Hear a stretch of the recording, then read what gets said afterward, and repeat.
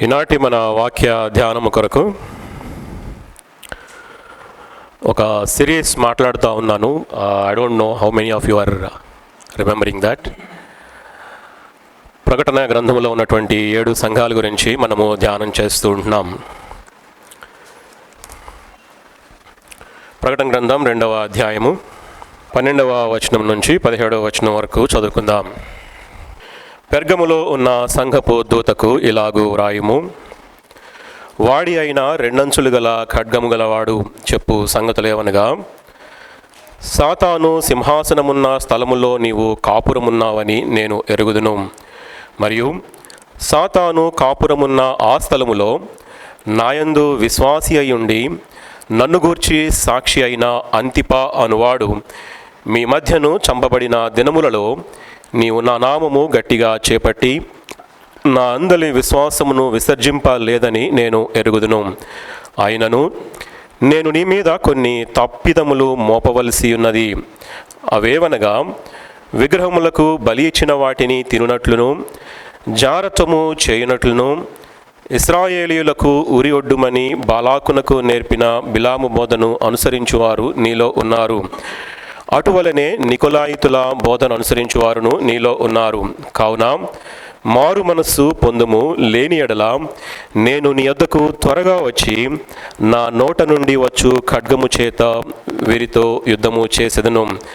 సంఘములతో ఆత్మ చెప్పుచున్న మాట చెవిగలవాడు వినుగాక. జయించు వానికి మరుగైయున్న మన్నాను భుజింపనిత్తును, మరియు అతనికి తెల్లరాతినిత్తును. ఆ రాతి మీద చెక్కబడిన ఒక క్రొత్త పేరు ఉండును. పొందిన వానికే గాని అది మరి ఎవనికిని తెలియదు. తలలో వంచుకుని కళ్ళు మూసుకున్నట్లయితే ఒకసారి మన హృదయాల్ని ప్రభు వారి వైపు ఎత్తుపట్టుకుందాం. పరిశుద్ధాత్మదేవ, మరొకసారి నాయన మీ పాద సన్నిధికి వస్తూ ఉంటున్నాం మా తండ్రి. ఇంతవరకు మీ సన్నిధి, మీ సహవాసము మేము అనుభవించటానికి, మీ ప్రసన్నతను చూడటానికి మా ప్రభువా మమ్మల్ని ప్రేమించి మరొక పునరుద్ధానాలను అనుగ్రహించి ఈ రీతిగా మందిరములో చేయొచ్చు మా ప్రభువా. మాకిచ్చినటువంటి ప్రతి ఆధిక్యతను బట్టి, ధన్యతను బట్టి నాయన మీకు వందనాలు చెల్లిస్తుంటున్నాను మా తండ్రి. మేము అపనమ్మకముగా జీవించినప్పటికీ కూడా మా జీవితాలలో మీ నమ్మకత్వాన్ని, మీ విశ్వాస్యతను మాటి మాటికి కనుపరుస్తూ సజీవ లెక్కలో ఉంచి సజీవుడు నిన్ను గనపరిచే భాగ్యాన్ని మాకు అనుగ్రహించినందుకు నాయన మీకు స్తోత్రాలు చెల్లిస్తూ ఉంటున్నాను మా ప్రభువా. ఈ మధ్యాహ్న కాల సమయంలో మా తండ్రి, మా వినికిడిలో మీరు ఉంచిన లేఖన భాగాలను బట్టి నాయన మీకు వందనాలు చెల్లిస్తూ ఉంటున్నాను మా ప్రభువా. భక్తుడైనటువంటి యోహాను ద్వారా నాయన అలనాడు నాయన తండ్రి 7 సంఘాలకు మీరు వ్రాయించినటువంటి ఉత్తరాలను, ఆ దర్శనాలను, ఆ సంగతులను మరొకసారి మేము మననము చేసుకుంటుండగా మాకు మీ సన్నిధిని తోడించవలసిందిగా ప్రార్థన చేస్తుంటున్నాను మా తండ్రి. చేరి వచ్చిన ప్రతి బిడ్డను బట్టినైనా మీకు వందనాలు చెల్లిస్తుంటున్నాను మా ప్రభువా. ఏ హృదయానికి ఏ మాట అవసరమైంటుందో ఆ రీతిగా పలికించవలసిందిగా ప్రార్థన చేస్తుంటున్నాను మా తండ్రి. మా మధ్యలో మీరు సంచారం చేసి మా ప్రభువా నాయన ధ్యానము చేయబోయేటువంటి మాటలు మా హృదయాలకి, మా ఆత్మీయ జీవితాలకి నాయన మేలుకరంగా పలికించమని ప్రార్థన చేస్తుంటున్నాను మా తండ్రి. మరి ముఖ్యంగా మీ సన్నిధిలో నిలవబడిన నన్ను మీరు జ్ఞాపకం చేసుకోండి. ఎన్నిక లేని వాడను మా తండ్రి, నిష్ప్రయోజకమైనటువంటి దాసుడను మా తండ్రి. అయ్యా, నా నోటి మాంద్యము నుంచి, నాలుక మాంద్యము నుంచి విడిపించి మీ నోటికి బోరగా నన్ను వాడుకొనవలసిందిగా, మరి ముఖ్యంగా మా ముందు ఉన్నటువంటి సమయం మీ నామానికి మహిమకరంగా, మాకు దీవెనకరంగా ఉంచి నడిపించమని యేసుక్రీస్తు నామమున పేరట అడిగి వేడుకొంచున్నాను మా తండ్రి. ఆమేన్. ప్రియులారా, ఈ యొక్క ప్రకటన గ్రంథములో 7 సంఘాల గురించి మనము ధ్యానం చేస్తూ ఉంటున్నాం. ఇంతకు ముందుగానే మొదటి సంఘమైనటువంటి ఎఫెసీ సంఘము గురించి మనము ధ్యానం చేశాం. ఆ సంఘాన్ని మరి దేవుడు పరీక్షించి ఏ స్థితిలో నుంచి పడిపోయావో ఆ స్థితిని జ్ఞాపకం చేసుకొని తిరిగి మారు మనస్సు పొందమని ఆ సంఘాన్ని హెచ్చరించినట్లుగా మనం చూస్తూ ఉంటున్నాం. వాస్తవానికి ఆ మొదటి ప్రేమను, మొదటి సాక్ష్యాన్ని, ఆ మొదటి తీవ్రతను కోల్పోయినటువంటి ఆ ఎఫెసు సంఘాన్ని దేవుడు మారు మనస్సు పొందమని చెప్పి హెచ్చరించినట్లుగా మనం చూస్తూ ఉంటున్నాం. ఆ తర్వాత రెండవ సంఘమైనటువంటి స్ముర్న గురించి కనుక మనము ఆలోచన చేసినట్లయితే, ఆ సంఘము ఈ లోకములో అనేక విధాలుగా శ్రమపడినట్లుగా, అనేక రీతులుగా వారు నమ్మి పూజించినటువంటి దేవునిని బట్టి అనేక రీతులుగా వారు శోధించబడినట్లుగా, శ్రమ పొందినట్లుగా మనము చూడగలుగుతూ ఉంటున్నాం. ఆ సంఘానికి ఆయన ఇచ్చినటువంటి వాగ్దానాన్ని కనుక మనం జ్ఞాపకం చేసుకున్నట్లయితే, మరణము వరకు నమ్మకముగా ఉండుము, నీకు జీవకిరీటం అనుగ్రహిస్తానని చెప్పి ఆ సంఘానికి వాగ్దానాన్ని అనుగ్రహించాడు. అయితే మరి మూడవ సంఘమైనటువంటి పెర్గము సంఘము గురించి మనము ధ్యానం చేస్తూ ఉంటున్నాం ఈ మధ్యాహ్న కాల సమయంలో. అయితే యేసుక్రీస్తు ప్రభు వారి యొక్క ప్రత్యక్షతను పొందుకున్నటువంటి యోహాను భక్తుడు 7 సంఘాల వారికి 7 ఉత్తరాలు రాసినట్లుగా మనం చూస్తూ ఉంటున్నాం. ప్రతి ఉత్తరములో కూడా మనకి కనబడుతూ ఉన్నటువంటి ఈ 7 భాగాలు ప్రతి ఉత్తరములో కూడా కనపడుతూ ఉంటున్నాయి. దేవుడు ఆయా సంఘాలకి ఏ రీతిగా తనను తాను ప్రత్యక్షపరుచుకున్నాడో మొదటిగా ప్రతి సంఘానికి కూడా వివరిస్తూ వచ్చాడు. ఆ తరువాత ఆ సంఘములో ఆయన చూసినటువంటి మంచి విషయాలని ఆయన సంబోధిస్తూ వచ్చాడు. ఆ తరువాత ఆ సంఘములో ఉన్నటువంటి చెడ్డ విషయాలని, చెడ్డ క్రియలని ఆయన ఎత్తి చూపిస్తూ ఆ సంఘానికి కావలసినటువంటి బోధని బోధించి, ఆ సంఘాన్ని గద్దించి, ఆ సంఘాన్ని హెచ్చరించి, ఆ తరువాత ఆయన చివరిగా ఆ ప్రతి సంఘానికి కూడా ఆయన వాగ్దానాన్ని అనుగ్రహించినట్లుగా మనం చూస్తూ ఉంటున్నాం. మొదటి సంఘమేమో ఎఫెసీ సంఘమై ఉంటుంది. ఆ సంఘమేమో మొదటి ప్రేమను కోల్పోయినటువంటి సంఘముగా ఉంటుంది. రెండవ సంఘమేమో వచ్చి మరి శ్రమ పొందినటువంటి, దేవుని కొరకు శ్రమ పొందినటువంటి సంఘముగా మనం చూస్తూ ఉంటున్నాం. ఈ మూడవ సంఘమైనటువంటి పెర్గమ సంఘము మరి విశ్వాసము లేనటువంటి సంఘముగా ఆ సంఘాన్ని దేవుడు మనకి ఈ యొక్క మధ్యాహ్న కాల సమయంలో జ్ఞాపకము చేస్తూ ఉంటున్నాడు. అయితే పెర్గము అనేటువంటి మాటను కనుక మనం ఆలోచన చేసినట్లయితే గోపురము లేక దుర్గము అనేటువంటి అర్థము వస్తూ ఉంటుంది. ఈ పట్టణము ఈ యొక్క సంఘము యొక్క చరిత్రను కనుక మనం ఆలోచన చేసినట్లయితే, ఈ చిన్న పట్టణము ఆసియాలో మరి స్ముర్నకు ఆగ్నేయంగా 50 మైళ్ళ దూరములో ఈ యొక్క పట్టణము ఉంటున్నట్లుగా మనం చరిత్రలో చూస్తూ ఉంటున్నాం. ఈ యొక్క సంఘ కాలము ఎప్పుడు అని ఆలోచన చేసినట్లయితే, క్రీస్తు శకము 312వ సంవత్సరం నుంచి క్రీస్తు శకము 606వ సంవత్సరం వరకు ఈ సంఘము మనుగడలో ఉన్నట్లుగా మనము చరిత్రలో చూస్తూ ఉంటున్నాం. అయితే ఈ యొక్క ప్రాంతం అంతా కూడా అనేకమైనటువంటి కళలకు ప్రసిద్ధి చెందినటువంటి ప్రాంతముగా ఉంటుంది. అయితే ఈ పట్టణములో సుమారు 2 లక్షల గ్రంథాలు కలిగినటువంటి ఒక గొప్ప లైబ్రరీ ఈ యొక్క పట్టణములో ఉన్నట్లుగా చరిత్ర చెప్తూ ఉంటుంది. రోమా ప్రభుత్వం వారు ఆ యొక్క లైబ్రరీలో ఉన్నటువంటి ఆ బుక్స్ అన్నిటినీ కూడా అలెగ్జాంద్రియా పట్టణానికి తీసుకొని పోయారు. ఆ ఆంటోనీ అనేటువంటి వ్యక్తి తన ప్రియురాలైనటువంటి క్లియోపాత్రకి ఈ యొక్క పుస్తకాలన్నిటినీ కూడా బహూకరించినట్లుగా మనము చరిత్రలో చూస్తూ ఉంటున్నాం. అంత మాత్రమే కాదు, కానీ ఈ యొక్క పట్టణము విగ్రహారాధనకు మూలమైనటువంటి పట్టణముగా ఉంటుంది. ఎస్క్యులాపియన్ అనేటువంటి దేవత కొరకు ఒక గొప్ప మందిరాన్ని ఈ యొక్క పట్టణములో కట్టడం జరిగింది. ఈ యొక్క దేవతకు ఆ పట్టణము పూజా కేంద్రముగా, విగ్రహారాధనకు మరి ముఖ్యముగా అక్కడ ఉన్నటువంటి గ్రీకు దేవతలైనటువంటి ద్యుపతి, తర్వాత వైద్య అనేటువంటి దేవతలకు కొరకు కూడా ఈ యొక్క పట్టణములో మందిరాలు కట్టబడటాన్ని బట్టి ఈ యొక్క ప్రాంతం అంతా కూడా బహుభయంకరమైనటువంటి విగ్రహారాధనతో నిండిపోయినట్లుగా మనము చరిత్రలో చూస్తూ ఉంటున్నాం. కాబట్టి ఇన్ని దేవాలయాలకు ప్రసిద్ధి చెందిన కారణముగా మరి ఆ దుర్గము లేక గోపురము అని అర్థము వచ్చేటువంటి పెర్గము అని పేరు ఈ యొక్క ప్రాంతానికి పెట్టబడినట్లుగా మనము చరిత్రలో చూస్తూ ఉంటున్నాం. అయితే ఈ సంఘానికి దేవుడు ఏ రీతిగా ప్రత్యక్షపరుచుకున్నాడు అని గనక ఆలోచన చేసినట్లయితే 12వ వచనంలో మనం చూస్తూ ఉంటున్నాము కదా, వాడి అయిన 2 అంచులు గల ఖడ్గము గలవానిగా దేవుడు ఈ యొక్క సంఘానికి ప్రత్యక్షపరుచుకున్నట్లుగా మనం చూస్తూ ఉంటున్నాం.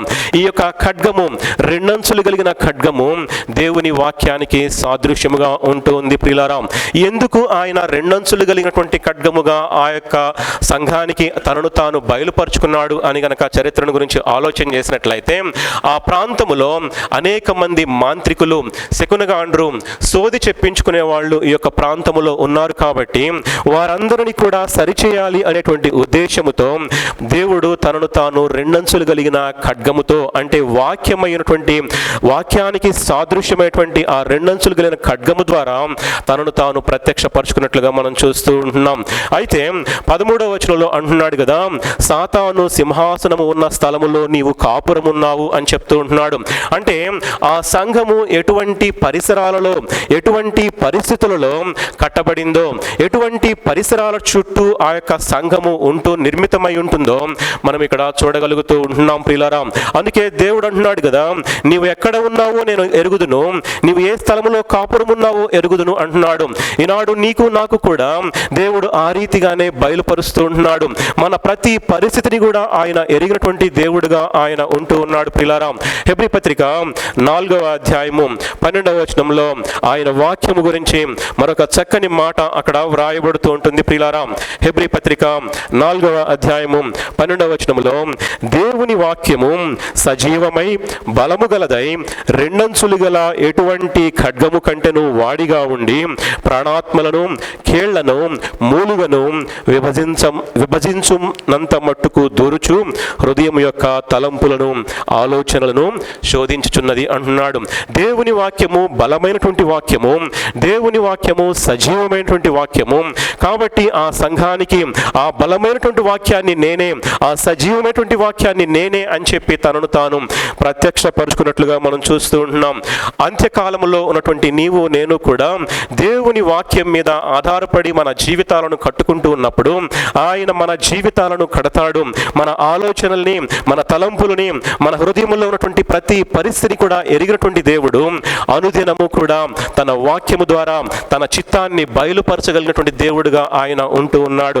అలనాడు రెండంచులు కలిగిన వాడిగల ఖడ్గముగా ఆయన తనను తాను ప్రత్యక్షపరుచుకున్నాడు. నిన్న నేడు ఎన్నడూ మారినటువంటి దేవుడు కూడా ఈ రోజు కూడా మన సంఘానికి కూడా ఆయన రెండంచులు కలిగినటువంటి ఖడ్గముగా ఆయన తనను తాను ప్రత్యక్షపరుచుకుంటున్నాడు. అంటే ఎప్పుడైతే నీవు నేను కూడా దేవుని వాక్యాన్ని మనము జాగ్రత్తగా ధ్యానము చేస్తామో, దేవుని వాక్యాన్ని బట్టి మన జీవితాలను కట్టుకుంటామో, ఆయన తప్పకుండా మన జీవితాన్ని కట్టేటువంటి దేవుడిగా, ఆ రెండంచులు కలిగినటువంటి ఖడ్గము ద్వారా అనుదినము కూడా మన జీవితాలని సరిచేసేటువంటి దేవుడు అని చెప్పి మనకు దేవుడు ఈ యొక్క మధ్యాహ్న కాల సమయంలో జ్ఞాపకము చేస్తూ ఉంటున్నాడు. వాక్యాన్ని అనుదినము కూడా మనము ధ్యానము చేయవలసిన వారమై ఉంటున్నాం. ఎందుకంటే ఆ వాక్యము మన పాదములకు దీపమై ఉంటుంది, ఆ వాక్యము మన జీవితాలలో మన కనులకు వెలుగై ఉంటుంది. కాబట్టి అనుదినము కూడా ఆ యొక్క వాక్యాన్ని నీవు నేను కూడా ధ్యానము చేయవలసిన వారమై ఉంటున్నాం ప్రియులారా. అయితే 13వ వచనం ప్రారంభంలో ఆయన అంటున్నాడు కదా, సాతాను సింహాసనం అంటున్నాడు, సాతాను కాపురం ఉన్నటువంటి స్థలము అని చెప్తూ ఉంటున్నాడు. ఆ రోజుల్లో ప్రభువుకు బదులుగా మరి కాన్స్టంటైన్ అనేటువంటి చక్రవర్తి ఆ సంఘానికి అధిపతిగా ఉన్నాడు. అయితే ఎందుకు ఆ మనిషి ఆ సంఘానికి అధిపతిగా ఉన్నాడు అని ఆలోచన చేసినట్లయితే, సంఘ చరిత్రను కనుక మనము తిరగవేసినట్లయితే, ఆ యొక్క కాన్స్టంటైన్ అనేటువంటి చక్రవర్తి బహు పరాక్రమవంతుడిగా ఉంటున్నాడు. చిన్న చిన్న రాజ్యాలని జయించినటువంటి వాడుగా ఉంటూ ఉన్నాడు. ఆయన అంతటితో సరిపెట్టుకోకుండా ఈ సర్వ లోకాన్ని కూడా పరిపాలించాలి అనేటువంటి ఉద్దేశముతో మార్కండైన్ అనేటువంటి చక్రవర్తితో యుద్ధానికి తలపడతాడు. ఆ యుద్ధములో కాన్స్టంటైన్ చక్రవర్తి ఓడిపోతాడు. అయితే అక్టోబర్ నెల 27వ తేదీ క్రీస్తు శకం 312వ సంవత్సరంలో మధ్యాహ్నం 3 గంటలకి ఆ రోమా నగరం మీద మహాప్రభావవంతమైనటువంటి వెలుగులో కొన్ని వాక్యాలు ఆయన వ్రాయబడటం చూసి ఉంటున్నాడు. ఆ వాక్యంలో ఏమని వ్రాయబడింది అంటే, నువ్వు సిలువ జెండా చేత పట్టుకొని యుద్ధానికి వెళ్ళినట్లయితే నీకు జయము కలుగుతుంది అని చెప్పి ఒక దర్శనాన్ని ఆ చక్రవర్తి చూసి ఉంటున్నాడు. అయితే స్థానికంగా ఉన్నటువంటి శకునగాండ్రని, మంత్రగాండ్రని వాళ్ళందరినీ కూడా పిలిచి, నేను యుద్ధానికి పోవాలా వద్దా అన్నప్పుడు వాళ్ళందరూ కూడా యుద్ధానికి పోవద్దు, ఎందుకంటే నువ్వు ఓడిపోతావని చెప్పి ఆ చక్రవర్తిని నీరుగార్చినప్పుడు తను ఊరుకుండిపోయాడు. అయితే కొంతకాలానికి మరలా అదే దర్శనము తనకు రెట్టింపైనప్పుడు ఈసారి ధైర్యాన్ని కూడా తీసుకొని ఆ యొక్క యుద్ధానికి వెళ్ళినప్పుడు జయాన్ని పొంది ఉంటున్నాడు. ఆ రీతిగా జయాన్ని పొందటాన్ని బట్టి దేవుని నమ్మి ఉంటున్నాడు. క్రైస్తవ్యాన్ని స్వీకరించి బాప్తిస్మం పొంది ఈ యొక్క పెర్గమ సంఘములో అధిపతిగా చలా చలామణి అవుతూ ఉన్నట్లుగా సంఘ చరిత్రను బట్టి మనము ఆలోచన చేయవలసిన వారమై ఉంటున్నాం. సాక్షాత్తు ఆ యొక్క రాజ్యాన్ని పరిపాలించేటువంటి చక్రవర్తి క్రైస్తవ్యాన్ని స్వీకరించడాన్ని బట్టి, రక్షించబడటాన్ని బట్టి, బాప్తిస్మం తీసుకోవడాన్ని బట్టి, ఆ సంఘములో ఆ వ్యక్తి చేరటాన్ని బట్టి, ఆ వ్యక్తి ద్వారా ఈ లోకమంతా కూడా ఆ సంఘములో ప్రవేశించబడినట్లుగా మనము చరిత్రలో చూస్తూ ఉంటున్నాం. అయితే ముందుగా మనము ధ్యానం చేసేటువంటి ఆ స్మరణ సంఘము ఏదైతే ఉందో, లోక స్నేహాన్ని ఎంతగా అయితే అసహ్యించుకుందో, ఈ మూడవ సంఘమైనటువంటి పెర్గము సంఘము లోకాన్ని ఎంతగానో మిళితము చేసుకున్నట్లుగా, ఈ లోకానుసారంగా జీవిస్తున్నట్లుగా, లోక సాంప్రదాయాలని, లోక ఆచారాలని వారంతా కూడా పాటిస్తూ ఉన్నట్లుగా మనం చూస్తూ ఉంటున్నాం. ఆ యొక్క సంఘములో ఆరాధన అనేది అడుగంటిపోయి ఉంటుంది. ప్రసంగాలు కరువైపోయి ఉంటున్నాయి. ఆత్మీయంగా అనేక మంది చల్లారిపోయి ఉంటున్నారు. విగ్రహారాధన ఏ రీతిగా అయితే చేస్తారో ఆ రీతిగానే సంఘములో కూడా ఫొటోస్ వెలిసినాయి, పటాలు వెలిసినాయి.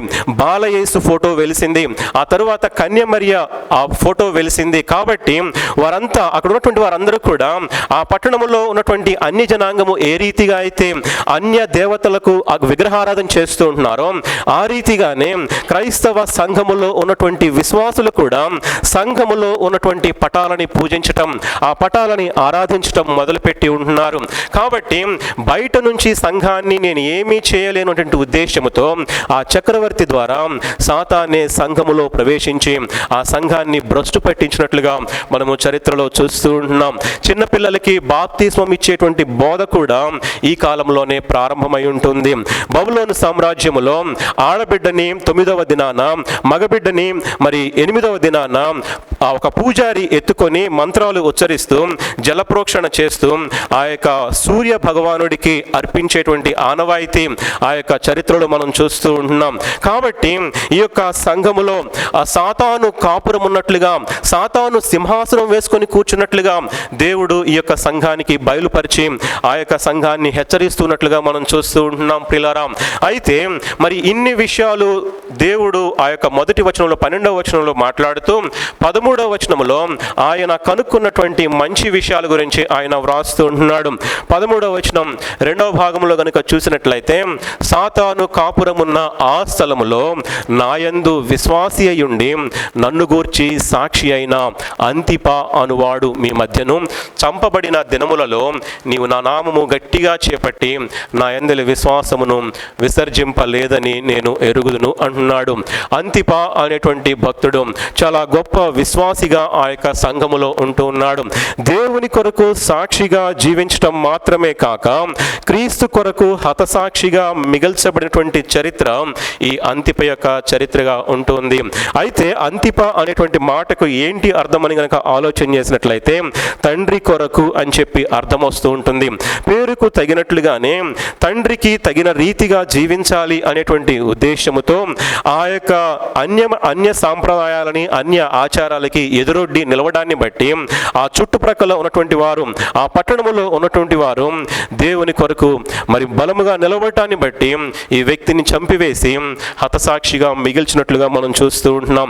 అయితే దేవుడు మెచ్చుకునేటువంటి విషయం ఏంటంటే, హతసాక్షుల రక్తము ఈ భూమి మీద ఒలికింపబడుతూ ఉన్నటువంటి సమయంలో కూడా పెర్గమ సంఘము వారి యొక్క విశ్వాసాన్ని గట్టిగా చేపట్టి పట్టుకున్నట్లుగా మనం చూస్తూ ఉంటున్నాం. వారి విశ్వాసం ఎక్కడ కూడా సడలిపోలేదని చెప్పి దేవుడు మెచ్చుకుంటున్నట్లుగా ఆ మంచి విషయాన్ని ఈ సంఘము ద్వారా మరొకసారి ఆయన బయలుపరుస్తున్నట్లుగా మనం చూస్తూ ఉంటున్నాం. సంఘములో ఒక వ్యక్తి చనిపోయాడు, ఒక వ్యక్తి మరణించాడు, దేవుని కొరకు హతసాక్షిగా జీవించాడు.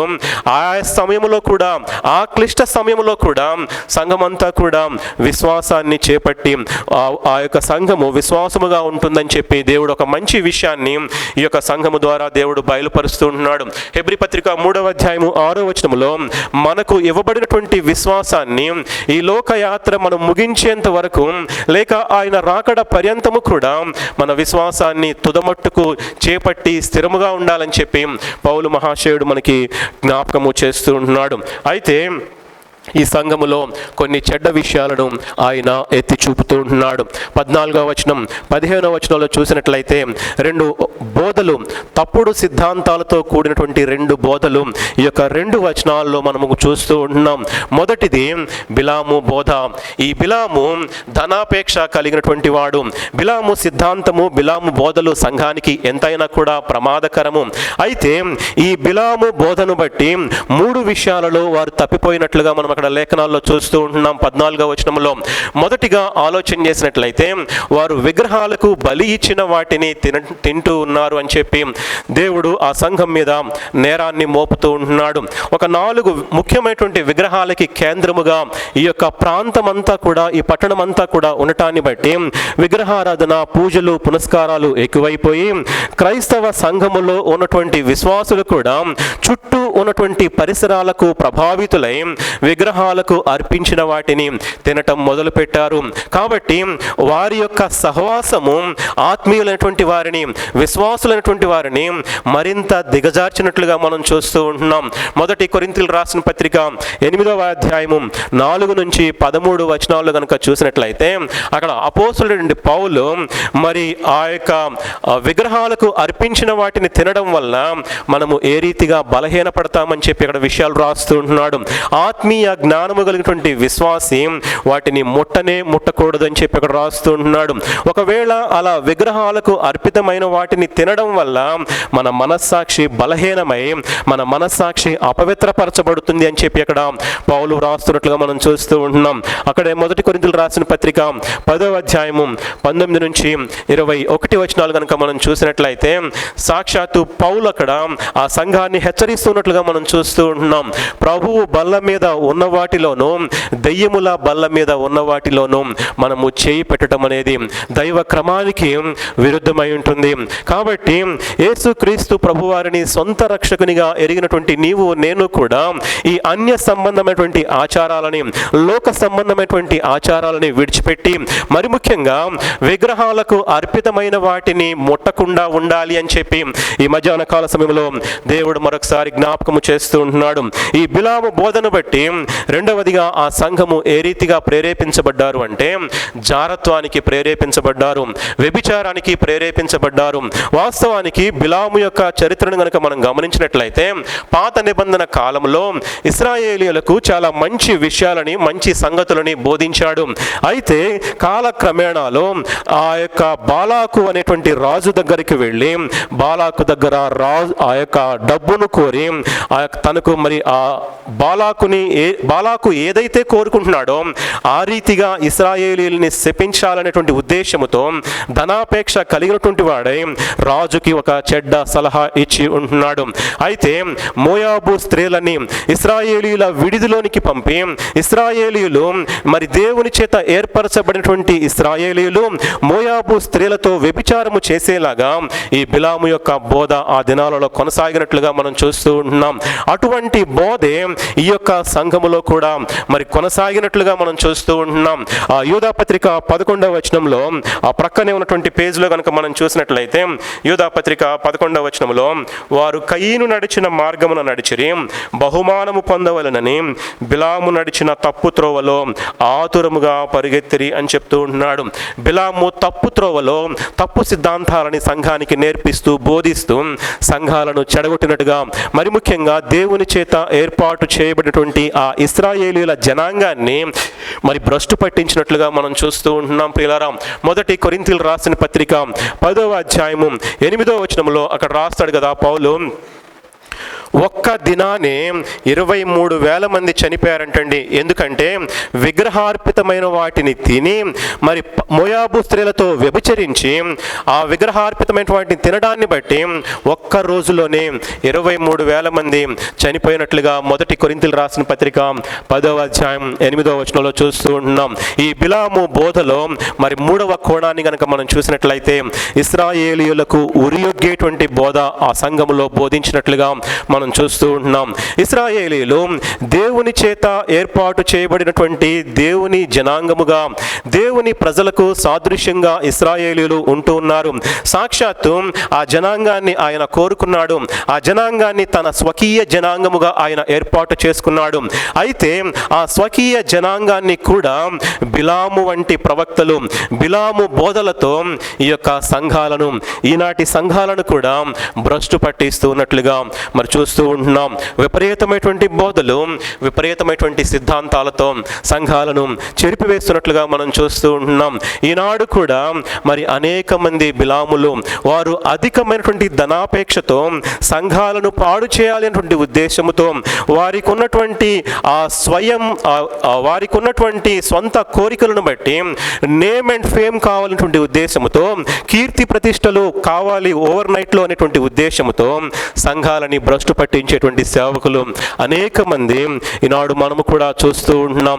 ఈ మిశ్రితమైనటువంటి సిద్ధాంతాలు, మిశ్రితమైనటువంటి ఆ యొక్క వివాహాలను మనం చూస్తూ ఉంటున్నాం. అవిశ్వాసులతో మీరు జోడుగా ఉండకూడి అంటున్నాడు బైబిల్. అయితే ఈనాడు మనం చూసినట్లయితే అనేక సంఘాలలో అవిశ్వాసులను వివాహం ఆడటాన్ని మనం చూస్తూ ఉంటున్నాం. మనము ఆ సాతాను కూడా మనకి ఎలాంటి బోధ చేస్తుందంటే, బిలాములు కూడా ఎటువంటి బోధన చేస్తారంటే, వివాహం అయ్యాక మార్చుకోవచ్చులే అనేటువంటి బోధ, అటువంటి తప్పుడు సిద్ధాంతాలని సంఘాలలో చొప్పిస్తూ ఉన్నట్లుగా మనం చూస్తూ ఉంటున్నాం. అయితే మనం చూసినట్లయితే అనేక మంది ఆ రీతిగా వివాహం అయిన తర్వాత లేక పెళ్ళైన తర్వాత భాగస్వామిని మార్చుకోవచ్చులే అనేటువంటి ఉద్దేశంతో మరి ఎంతమంది అయితే వారి వివాహాలు చేసుకున్నారో 99% అనేక మంది వారి జీవితాలలో వారికి ఉన్నటువంటి విశ్వాసాన్ని వదిలిపెట్టి ఆ భాగస్వామి ఏ విశ్వాసములో అయితే ఉంటుందో ఆ విశ్వాసములోకి వారు తిరిగిపోయినట్లుగా, వారి జీవితాలు మరి తల్లక్రిందులైనట్లుగా అనేకమైనటువంటి ఉదంతాలు మనము చూడగలుగుతూ ఉంటున్నాం. ఆత్మీయంగా మన జీవితాలకి గుడ్డితనాన్ని కలుగ చేస్తుంది. అన్యులతో సంబంధము, ఆ అన్య వివాహాలు మన జీవితాలలో ఆత్మీయమైనటువంటి గుడ్డితనాన్ని కలుగ చేస్తుంటుంది. కాబట్టి పాపాన్ని అసహ్యించుకోనటువంటి ఏ బోధ అయినా కూడా అది బిలాము బోధకు సాదృశ్యముగా ఉంటుంది. అయితే బిలాము యొక్క అంతాన్ని కనుక మనం చూసినట్లయితే ఇశ్రాయేలీలను పాడు చేశాడు. అంత మాత్రమే ఆగలేదు, కానీ బిలాము శాపగ్రస్తుడైనట్లుగా మనం చూస్తూ ఉంటున్నాం. అన్యజనులైనటువంటి మిద్యానీయుల చేత ఖడ్గము చేత వధించబడి బహుభయంకరమైనటువంటి చావు చనిపోయినట్లుగా మనము లేఖనాల్లో చూస్తూ ఉంటున్నాం. కాబట్టి బిలాముల విషయంలో ఈనాడు నీవు నేను కూడా వారి దృష్టిని వారు ఎన్నో విధాలుగా మనల్ని ఆకర్షించడానికి వారంతా ప్రయత్నము చేస్తూ ఉన్నప్పటికీ, తప్పుడు సిద్ధాంతాలని, తప్పుడు బోధలని మరి సంఘాల మీద రుద్దుతూ ఉన్నప్పటికీ ఆ యొక్క బిలాము బోధలకి, బిలాము సిద్ధాంతాలకి నీవు నేను కూడా దూరముగా ఉండవలసిన ఆవశ్యకత ఉంటుంది. ప్రియులారా, 15వ వచనంలో మరొక బోధన మనం చూస్తూ ఉంటున్నాం. మనం చూసినట్లయితే, అటువలనే నికొలాయితుల బోధన అనుసరించు వారును నీలో ఉన్నారు అని చెప్తూ ఉంటున్నాడు. 2 బోధల్ని మనం చూస్తూ ఉంటున్నాం. మొట్టమొదటి బోధ బిలాము బోధ, రెండవది నికొలాయితుల బోధ. ఈ నికొలాయితు ఎవరు అని గనక ఆ వ్యక్తి చరిత్రను గనక మనం గమనించినట్లయితే, అపోస్తల కార్యములు 6వ అధ్యాయము 5వ వచనంలో బైబిల్ గ్రంథం అంతటిలో కూడా ఈ ఒక్క చోటే ఈ వ్యక్తి పేరు వ్రాయబడుతూ ఉంటుంది. ఈ వ్యక్తి ఎవరు అని గనక ఆలోచన చేసినట్లయితే, పోయిన వారం మనం విన్నాం కదా, ఆ అపోస్తలుల చేత ఏర్పాటు చేయబడినటువంటి వ్యక్తి, సర్వలోకానికి వెళ్ళి సువార్తను ప్రకటించేటువంటి వ్యక్తిగా ఈ నికోలతు అనేటువంటి వ్యక్తి అభిషేకించబడినట్లుగా అపోస్తల కార్యములు 6వ అధ్యాయము 5వ వచనంలో ఈ వ్యక్తి పేరు మనం చూస్తూ ఉంటున్నాం. అయితే ఈ యొక్క వ్యక్తి యూదా మత ప్రవీణుడిగా ఉంటున్నాడు. అంత్యొక ప్రాంతానికి చెందినటువంటి వాడుగా ఉంటున్నాడు. మొట్టమొదట్లో ఈ వ్యక్తి చాలా క్రైస్తవ సిద్ధాంతాలని అనుసరిస్తూ మంచి బోధను సంఘానికి బోధించి ఉంటున్నాడు. కాలక్రమేణా ఈ వ్యక్తి దారి తప్పిపోయి దుర్బోధలని, తప్పుడు సిద్ధాంతాలని సంఘాలలోనికి చొప్పించడం మొదలుపెట్టాడు. అయితే ఈ నికొలాయితుని ఎవరైతే అనుసరించారో ఆ వ్యక్తి శిష్యులై ఉండవచ్చని చెప్పి చరిత్రకారుల అభిప్రాయమై ఉంటుంది. అయితే ఎఫెసీ సంఘంలో మనం చూస్తూ ఉంటున్నాం, నికొలాయితు గురించి అక్కడ కూడా ప్రభువారు మాట్లాడుతూ ఉన్నారు. 2వ అధ్యాయము 6వ వచనంలో, ఈ ఒకటి నీలో ఉన్నది, నికొలాయితుల క్రియలు నీవు ద్వేషించుచున్నావు, నేను కూడా వీటిని ద్వేషించున్నానని చెప్పి ప్రభువారు సాక్ష్యం ఇస్తూ ఉంటున్నారు. అయితే ఎఫెసీ సంఘము ఏ నికొలాయితుల క్రియలనైతే ద్వేషిస్తూ వచ్చిందో ఆ నికొలాయితుల క్రియలని, ఆ నికొలాయితుల బోధని ఈ పెర్గమ సంఘము ఆదరించినట్లుగా మనం చూస్తూ ఉంటున్నాం. సాక్షాత్తు దేవుడు కూడా ఆ నికొలాయితుల బోధని అసహించుకున్నప్పటికీ ఈ సంఘం అయితే ఆ నికొలాయితుల బోధని సంఘములో మరి ప్రోత్సహించినట్లుగా, అనుమతించినట్లుగా మనం చూస్తూ ఉంటున్నాం. ఈ నికొలాయితుల బోధ లేక ఈ యొక్క నికొలాయితు బోధ యొక్క ఉద్దేశం ఏమై ఉంటుంది అంటే సంఘములో మానవ ఆధిపత్యాన్ని ప్రోత్సాహపరిచేదిగా ఈ నికొలాయితుల బోధను మనము చూడగలుగుతూ ఉంటున్నాం. దేవుని సంఘములో మానవ ఆధిపత్యమే ఈ బోధ యొక్క ముఖ్య ఉద్దేశముగా మనం ఉంటుంది. అయితే మనుష్యుడు అధికారిగా ఉన్నటువంటి ఏ సంఘాన్ని కూడా దేవుడు కోరుకోడు. ఎందుకు అంటే అది దైవ క్రమానికి విరుద్ధమై ఉంటుంది. మరి ముఖ్యంగా క్రొత్త నిబంధనలో ఉన్నటువంటి సంఘానికి అధ్యక్షులు ఉండాలి, పరిచారకులు ఉండాలి, పెద్దలు ఉండాలి. కానీ ఏ ఒక్క వ్యక్తి యొక్క ఆధ్వర్యములో లేక ఏ ఒక్క వ్యక్తి యొక్క ఆధిపత్యములో ఆ సంఘము కొనసాగటానికి వీలు లేదు అనేటువంటి ఉద్దేశముతో ఈ మాటలు మరొకసారి మనకి జ్ఞాపకము చేస్తుంటున్నాడు. వాస్తవానికి ఉదాహరణగా మనం ఆలోచన చేసినట్లయితే మొదటి కొరింథీయులకు రాసిన పత్రిక 1వ అధ్యాయంలో కొంతమంది పౌలును వెంబడిస్తారు, కొంతమంది అపోలోను వెంబడిస్తారు. అయితే ఆ యొక్క చీలికలు వచ్చినప్పుడు పౌలు అంటాడు కదా, నా కొరకు మీరు సంఘాన్ని విభజించవద్దు అని చెప్పి ఆ నికొలాయితుల బోధని తృణీకరించినట్లుగా మనం చూస్తూ ఉంటున్నాం ప్రియులారా. కాబట్టి ఆ యొక్క నికొలాయితుల బోధ కూడా సంఘానికి అరిష్టమై ఉంటుంది. నికొలాయితుల బోధ సంఘాలకు లేకపోతే ఈ యొక్క అన్యులకు ఒక ఆదర్శప్రాయమైనటువంటి క్రీస్తును ఎరగనటువంటి వారికి ఆదర్శప్రాయమైనటువంటి బోధలుగా, ఆకర్షణీయమైనటువంటి బోధలుగా ఉండొచ్చు. కానీ ఆ బోధల ద్వారా ఎవరు మారు మనసు పొందరు, ఎవరు పశ్చాత్తాపడరు.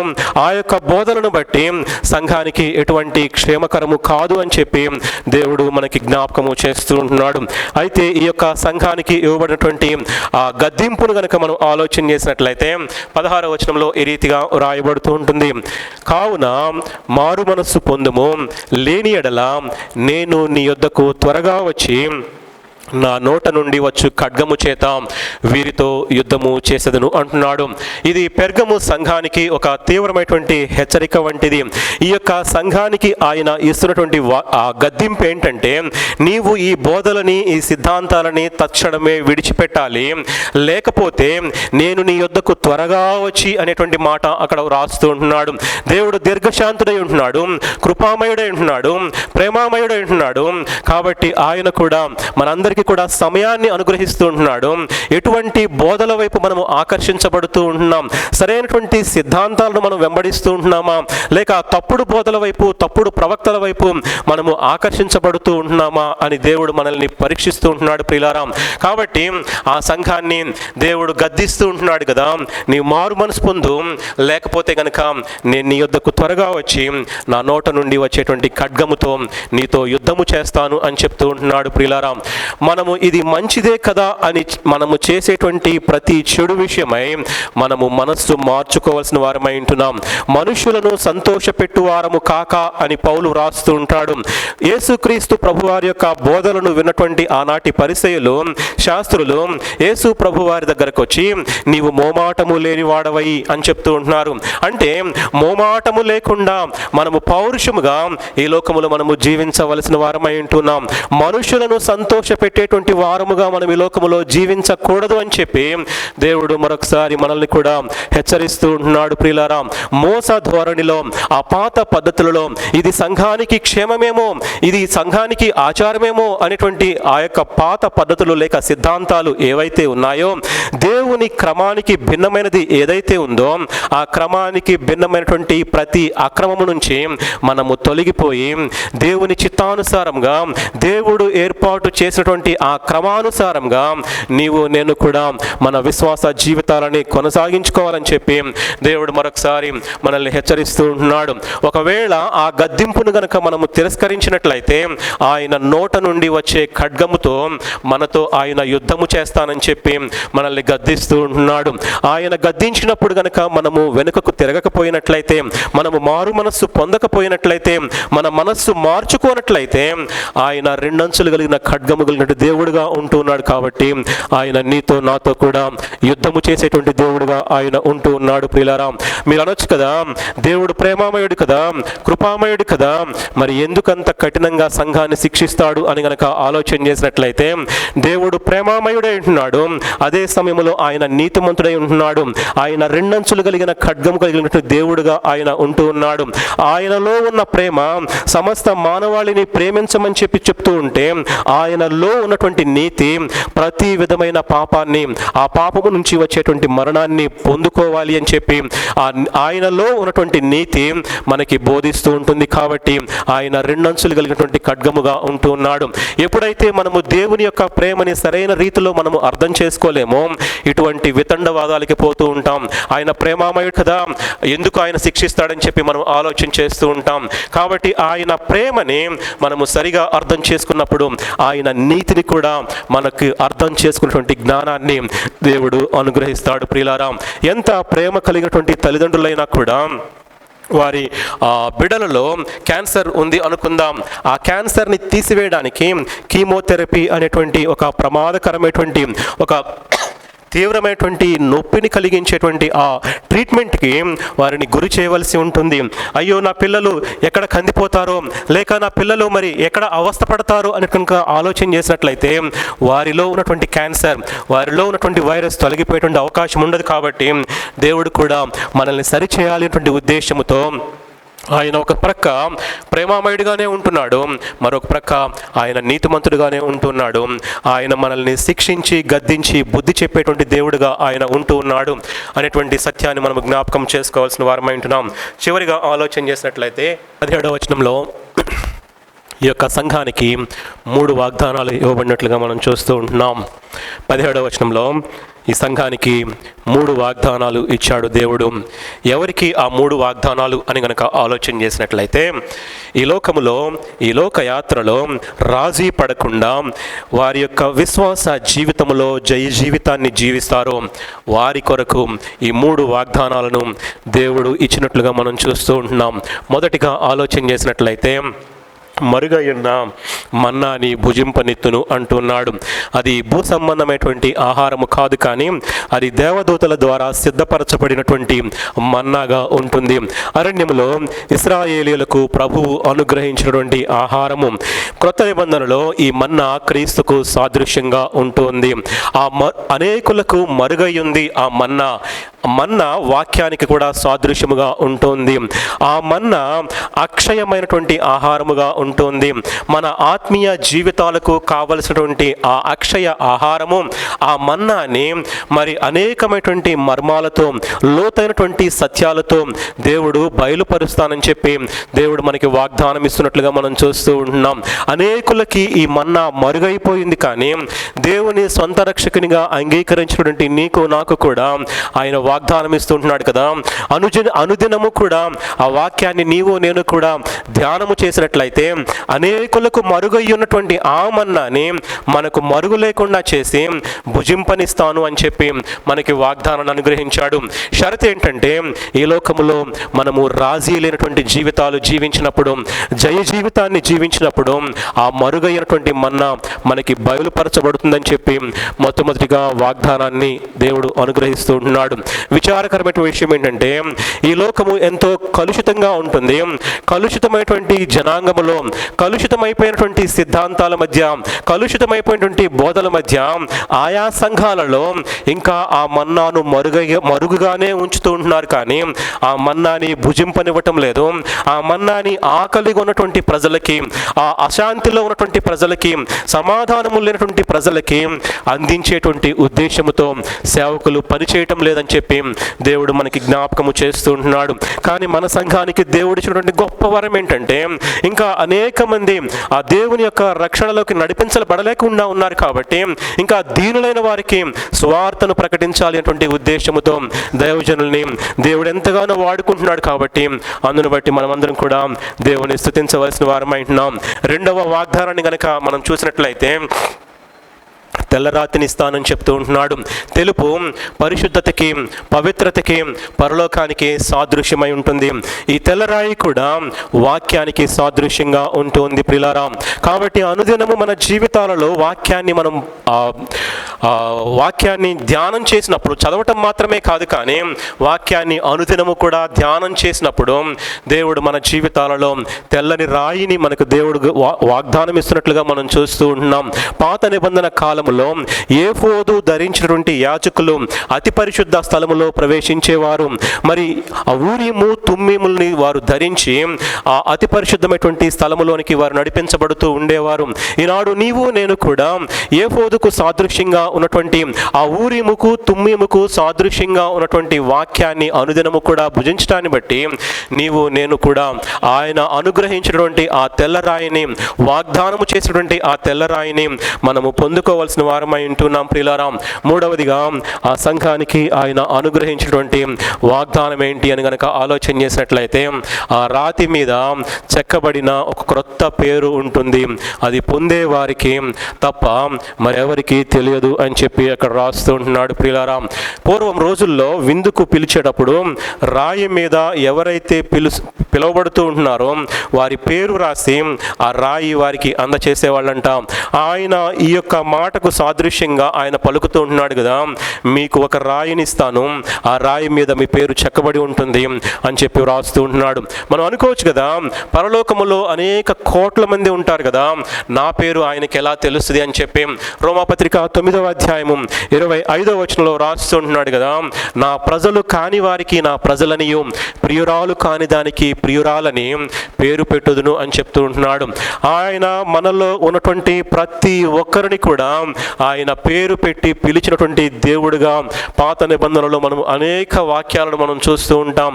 కాబట్టి మనము ఆయనను ఎరగటం మాత్రమే కాదు కానీ ఆ సర్వశక్తిమంతుడైనటువంటి దేవుడు, సర్వజ్ఞాని అయినటువంటి దేవుడు మానవులముగా ఉన్నటువంటి నిన్ను నన్ను కూడా ఆయన పేరు పేరున ఎరిగినటువంటి దేవుడు అని చెప్పి ఈ మధ్యాహ్న కాల సమయంలో మనకి జ్ఞాపకము చేస్తూ ఉంటున్నాడు ప్రియులారా. నేను ముగిస్తూ ఉంటున్నాను.